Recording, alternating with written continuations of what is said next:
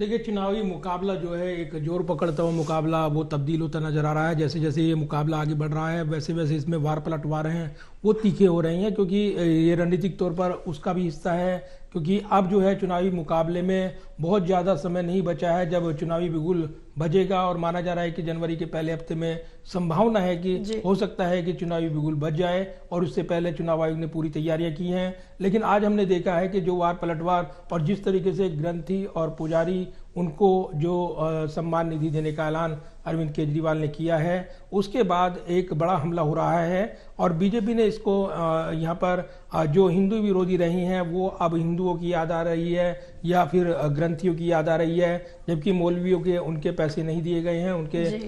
जो जो सम्मान निधि थी वो उनको नहीं मिली है, वो पैसा रुका हुआ है, ये आरोप लगाए जा रहे हैं। आज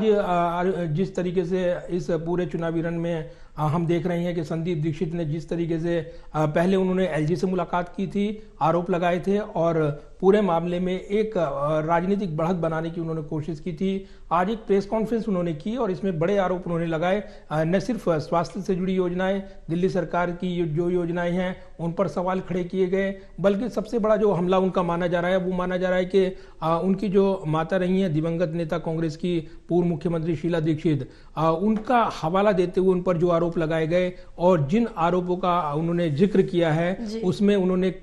विजय कुमार मल्होत्रा जो बीजेपी के नेता उनका जिक्र किया। कभी दिल्ली की राजनीति में कद्दावर नेता रही हैं विजय कुमार मल्होत्रा, और जब एक डेलीगेशन मिला था 360 जो पन्ने वो गिनाते थे शीला दीक्षित के खिलाफ, वो सबूत कहाँ है, ये सबूत उन्होंने मांगे हैं। तो अब शीला दीक्षित की विरासत के वारिस हैं संदीप दीक्षित, और वो नई दिल्ली सीट से चुनाव मैदान में हैं। वो अगर अपने यहाँ दिवंगत माता का जिक्र करते हैं, उनको इस मुकाबले में लाकर उन पर लगे आरोपों का जिक्र करते हैं, तो एक शीला दीक्षित की इमेज रही है दिल्ली में, और ख़ासतौर से दिल्ली को संवारने में शिल्पकार की भूमिका उनका जिक्र होता है, तो उसको वो फ्रंट पर लाने की कोशिश कर रहे हैं कांग्रेस की ओर से। देखें, भले ही कांग्रेस कमज़ोर नजर आ रही हो, लेकिन संदीप दीक्षित इस लड़ाई को बड़ी लड़ाई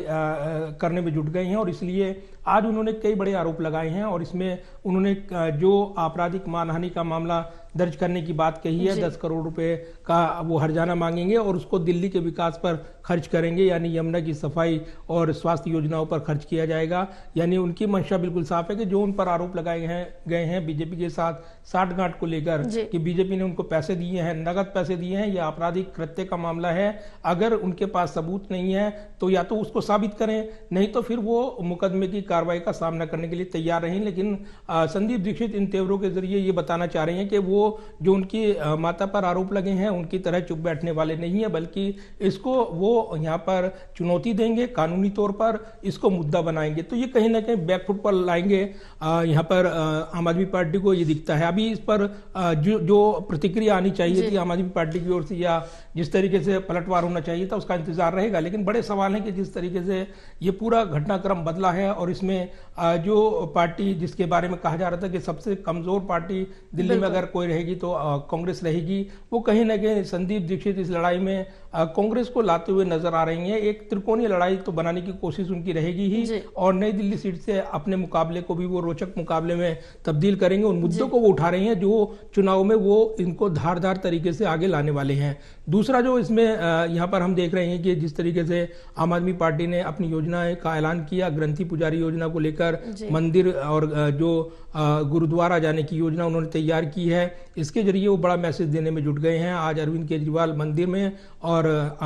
सीएम जो आतिशी हैं गुरुद्वारे में नजर आई हैं, तो ये एक बड़ा मैसेज देते हुए नजर आए कि रजिस्ट्रेशन शुरू हो गए हैं, और इसके जरिए उनका जो योजनाएं हैं वो रोकने की कोशिश बीजेपी कर रही है। इधर बीजेपी ने प्रेस कॉन्फ्रेंस का सिलसिला शुरू किया है। हर जिला इकाई और उनके सांसदों को ये विशेष जिम्मेदारी दी गई है कि वो हर जिले में जाकर अपने जो क्षेत्र हैं संसदीय क्षेत्र, वहां पर वो एक चार्जशीट जो लेकर जा रही हैं, जो जिसका जिक्र बीजेपी ने पहले किया था, चार्जशीट में जो आरोप लगाए गए स्थानीय मुद्दों को शामिल करते हुए प्रेस कॉन्फ्रेंस का सिलसिला वो तेज किया जाएगा, और कई जगह पर उनके सांसद ये प्रेस कॉन्फ्रेंस कर रही हैं। तो बीजेपी जो अपने उम्मीदवारों को लेकर जल्द ही सीईसी की बैठक करेगी और उसके बाद उस पर आगे बढ़ेगी। लेकिन बड़े सवाल हैं जो आज संदीप दीक्षित की ओर से उठाए गए हैं, लिहाजा एक नई बहस गरमाते हुए नजर आ रही है। एक बड़ा पॉइंट इसमें यह है कि संदीप दीक्षित अपने माता दिवंगत नेता शीला दीक्षित के बदले की लड़ाई को इसको बनाना चाहते हैं और इसीलिए उन्होंने ये बड़े आरोप लगा दिए हैं। तो एक दिलचस्प मुकाबला बनकर उभरेगा नई दिल्ली सीट से, ऐसा दिखता है। बिल्कुल, क्योंकि कई बड़े सवाल ललित उठ रहे हैं कि 10 साल में आपने ये योजनाएं क्यों नहीं लागू की, आखिरी का जब समय बचा है, चुनाव करीब है, तब आप इस तरह की घोषणाएं कर रहे हैं। सवाल तमाम अलग अलग तरफ से उठते हुए नजर आ रहे हैं। प्रदीप, जिस तरह से देखें कि अब लगातार घोषणाएं आम आदमी पार्टी की तरफ से की जा रही, आम आदमी पार्टी का एक अपना अलग वोट बैंक है और कहीं ना कहीं से बीजेपी और कांग्रेस उसको भेजने की जो कोशिश है वो कर रही है। क्या आम आदमी पार्टी को इस बार एंटी इनकम्बेंसी का सामना करना पड़ेगा दिल्ली में? देखिए, जिस तरीके से हम मुकाबले में देख रहे हैं और लगातार जिस तरीके से अपनी पिच तैयार करते हुए अरविंद केजरीवाल जुटे हुए हैं, वो अपने मुद्दों पर अब बैटिंग करा रहे हैं दूसरे विरोधी दलों को। बीजेपी हो, आम आदमी पार्टी की ये रणनीति है कि वो खासतौर से जो बड़ा वोट बैंक झटका है उन्होंने कांग्रेस पार्टी से, उसको वो अपने पाले से ना निकलने दें। एमसीडी चुनाव में भले ही कांग्रेस को कई सीटों पर कामयाबी मिली, लेकिन जो अल्पसंख्यक वोट बैंक उनका उस पर दावा बना हुआ है और इसीलिए इस वोट बैंक को छिटकने न देना। दूसरा, रणनीतिक तौर पर देखें तो हिंदू वोट बैंक को उस पर निगाहें जमाते हुए उन्होंने जिस तरीके से पुजारियों के लिए मानदेय की घोषणा की है और इसलिए बीजेपी को कहना पड़ा है कि ये हिंदू विरोधी पार्टी आखिर पुजारियों की याद कैसे आ गई, ग्रंथियों की याद कैसे आ गई। तो 70 प्लस 10% अगर देखें आप, यानी 70% कुल मिलाकर हिंदू वोट बैंक के लिहाज से और 10% करीब करीब सिख वोट बैंक के लिहाज से, इन दोनों वर्गों को साधने के लिए आम आदमी पार्टी ने, अरविंद केजरीवाल ने एक बड़ा दांव चला है। अब तक कुल 5 योजनाएं उन्होंने लॉन्च की हैं जो खासतौर से अलग अलग वर्ग को लेकर हैं और कल भी हमने जिक्र किया कि बस मार्शल हों या फिर संविदा अध्यापक, उनके लिए आने वाले दिनों में वो बड़ी घोषणा करने वाले हैं। आज चुनावी बिगुल बजने से पहले ये वो ऐलान कर सकते हैं, इस तरह के भी संकेत मिले हैं। तो दूसरी तरफ अगर देखें अभी तक की चर्चा में जो पहलू निकल कर आए हैं, जो वोट बैंक की पॉलिटिक्स की बात की जा रही है, देखिए अरविंद केजरीवाल जब दिल्ली की राजनीति में उन्होंने शुरुआत की थी, करप्शन को एक बड़ा हथियार उन्होंने बनाया और करप्शन के मोर्चे पर उन्हें सभी लोगों का समर्थन मिला, क्योंकि कहीं ना कहीं का परसेप्शन बना था राजनीति में यूपीए, तत्कालीन यूपीए सरकार के खिलाफ। उसको भुनाते हुए अरविंद केजरीवाल दिल्ली में नजर आए, एक के बाद एक उन्होंने सत्ता हासिल की और मजबूर कर दिया कांग्रेस को सहयोग देने के लिए। यानी जब कमोबेशी रह गई थी नंबर में, तब कांग्रेस को समर्थन देना पड़ा, मजबूरी बन गए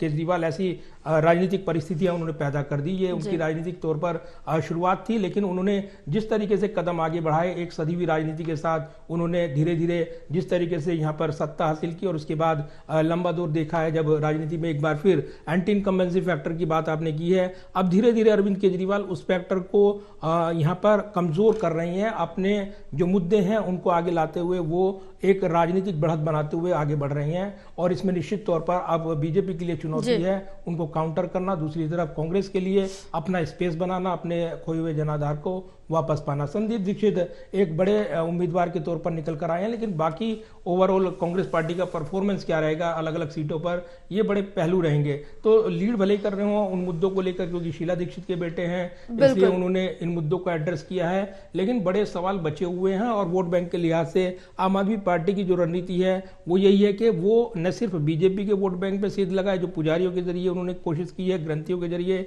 नया वोट बैंक उनको हासिल हो, बल्कि अल्पसंख्यक वोट बैंक को भी कोशिशें तो की जा रही है। जी।